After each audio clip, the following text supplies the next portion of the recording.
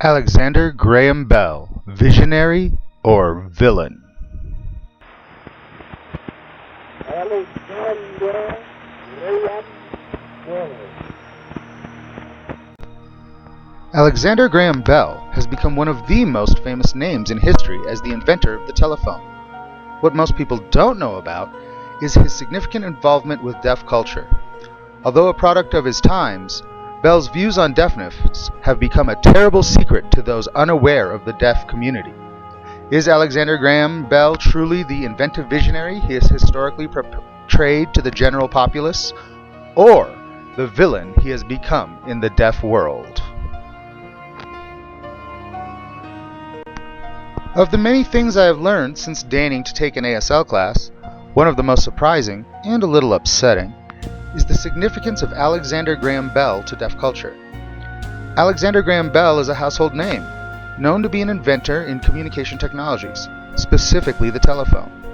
What was completely unknown to me, and seems to me just as unknown to the general public, is Bell's involvement in deaf culture.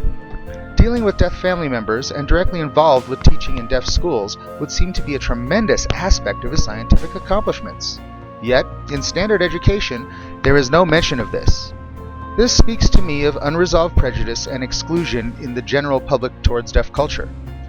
Unfortunately, because Bell was a proponent of oralization over signing, his historical significance has taken on a boogeyman aspect in the deaf community. This is a shame, for although his methods may have been seen as questionable in retrospect, undoubtedly his motivations were genuinely to improve the state of life for deaf persons. The significance of the personal character of the man, Alexander Graham Bell, has been lost due to a history filtered through prejudices. Alexander Graham Bell was born in Edinburgh, Scotland in 1847. Ever since he was young, he always had an interest in hearing and speech. His father, Alexander Melville Bell, was the creator of a series of symbols that showed speech, the position and movement of lips, throat, and tongue when making sounds. This was called visible speech, and was used to teach deaf people how to speak. His father was invited by Sarah Fuller, principal of the Boston School for Deaf Mutes, which still stands today as the Public Horace Mann School for the Deaf, in Boston, Massachusetts, to introduce visible speech systems by providing training for Fuller's instructors. But Alexander declined the post in favor of his son. Traveling to Boston in April 1871, Bell proved successful in training the school's instructors. He was subsequently asked to repeat the program at the American Asylum for Deaf Mutes in Hartford, Connecticut, and the Clark School for the Deaf in Northampton, Massachusetts. Bell helped his father with public demonstrations of visible speech in 1862 until 1869, when he became his father's partner.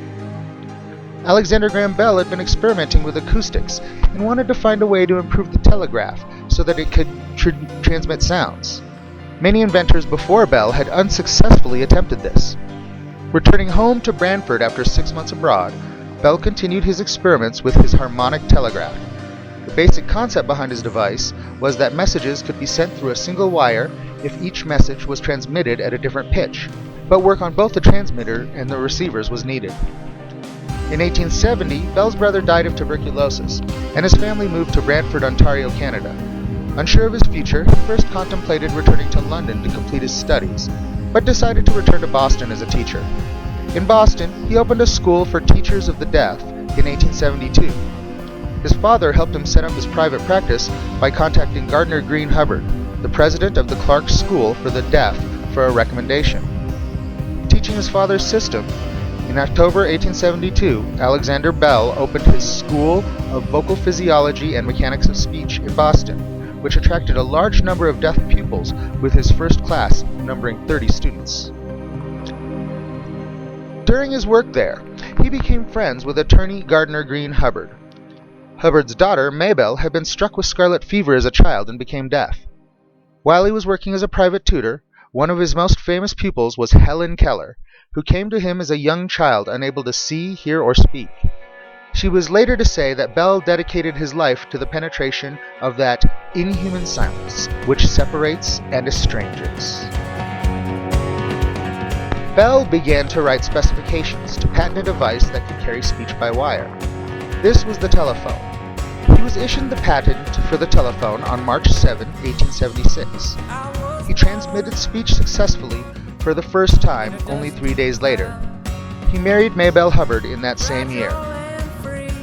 Alexander Graham Bell founded the American Association to promote the teaching of speech to the deaf in 1890. This is now known as the Alexander Graham Bell Association for the Deaf.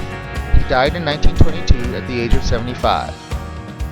Much of Bell's history is considered common knowledge, but a surprising amount of omission occurs concerning his interaction with deaf culture. Even upon researching, much of the general information seems incomplete. Failure to account for these aspects is lying by omission and tantamount to revolutionist history.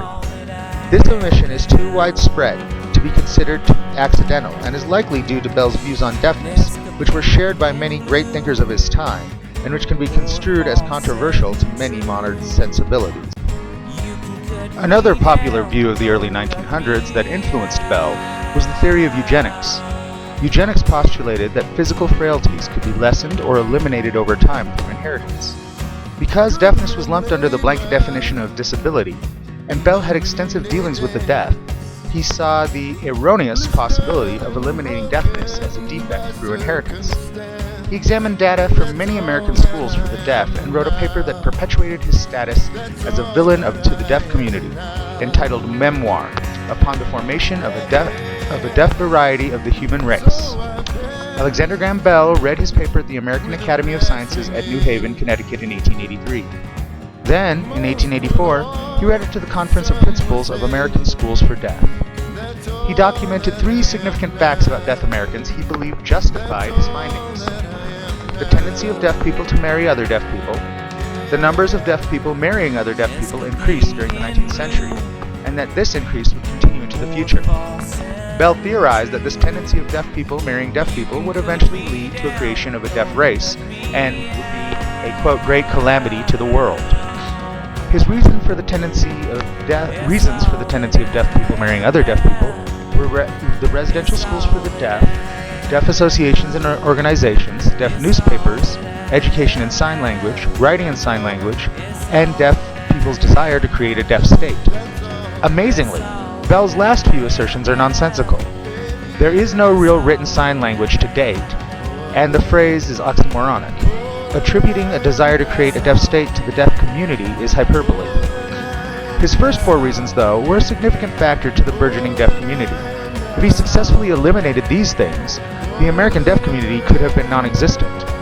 Without the cultural links and socializations of deaf people, they would be isolated and have to be more integrated into hearing society. Bell had 2 ideas for keeping deaf people from marrying. One was to enact laws that would forbid the congenitally deaf people from intermarrying. This, however, Bell thought would lead to immoral actions and illegitimate children. It is also difficult to tell when a deaf person became deaf. His second idea was to eliminate residential schools, prohibit sign language use in deaf education, and forbid deaf teachers from teaching deaf students. Bell thought these measures would encourage deaf people to use their oral skills and become more integrated into the hearing society. These measures could be hidden and seen as education reforms. Alexander Graham Bell's thoughts and findings did not lead to the end of deaf marriage. But it did instill fear and anger in many deaf people and spark debates. To gain support, Bell printed his memoir and sent it to members of Congress, the principals of schools for the deaf, and other people involved in deaf education. Thankfully, they were not swayed. What Bell had failed to account for was what those involved in deaf education already knew, that most of their students had hearing parents and that deaf children are rarely born to deaf parents. Although perceived as a bigot, Alexander Graham Bell not only worked with the deaf, but married a deaf woman, which was terribly frowned upon in his time. He saw deafness as a defect, which was, and sometimes still is, the prevailing perspective. Inferring that he saw deaf people as defective rather than suffering from a defect is to give in to logical fallacy. Alexander Graham Bell's views on deafness, how he is viewed in the deaf community, and the careful editing of histories concerning his involvement with the deaf suffer from prejudices not only rife in his time, but unfortunately still prevalent today.